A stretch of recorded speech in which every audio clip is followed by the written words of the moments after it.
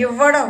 Christmas అంటే అందరము కలిసి ఐక్యతతో ప్రేమతో మరి కపటము లేకుండా నడుచుకునే పరిస్థితిని ప్రభువైన యేసుక్రీస్తు ద్వారా మనం నేర్చుకుంటున్నాము. దేవునికి మహిమ కలుగును గాక.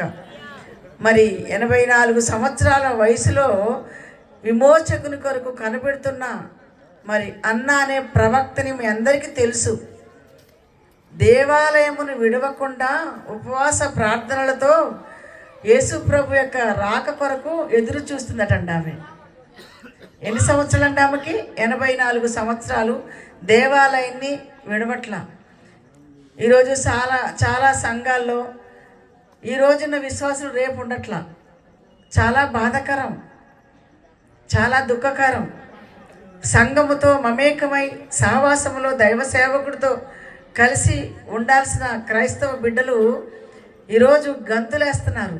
కానీ ఆమె ఒక విధవరాలై ఉండి యవ్వన దశలో భర్తను కోల్పోయి దేవుడే ఊపిరిగా, మందిరమే ఒక ప్రాణముగా, సేవనే ఒక ఊపిరిగా ప్రేమించి యేసుక్రీస్తు ఎప్పుడొస్తాడా, మెస్సయ్య ఎప్పుడొస్తాడా అని అప్పటి ప్రజలందరి కోసం ఇశ్రాయేలీయుల విమోచకుని కొరకు ఆమె ఎదురు చూస్తుంది. దేవునికి స్తోత్రం కలుగును గాక.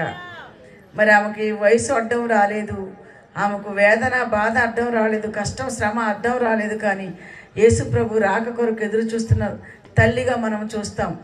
అసలు ఈ క్రిస్మస్ రోజుల్లో దూతను జ్ఞాపకం చేసుకుంటారు, నక్షత్రాన్ని జ్ఞాపకం చేసుకుంటారు, గొల్లల్ని జ్ఞాపకం చేసుకుంటారు, జ్ఞానులను జ్ఞాపకం చేసుకుంటారు. కానీ ఆ మంచి తల్లిని ఎవరు జ్ఞాపకం చేసుకోరు. కానీ అందరికంటే ముందుగా ఆమెను జ్ఞాపకం చేసుకుంటే మనకు ఆమెలో ఎన్నో పాఠాలు నేర్చుకోవచ్చు మనం. దేవునికి స్తోత్రం.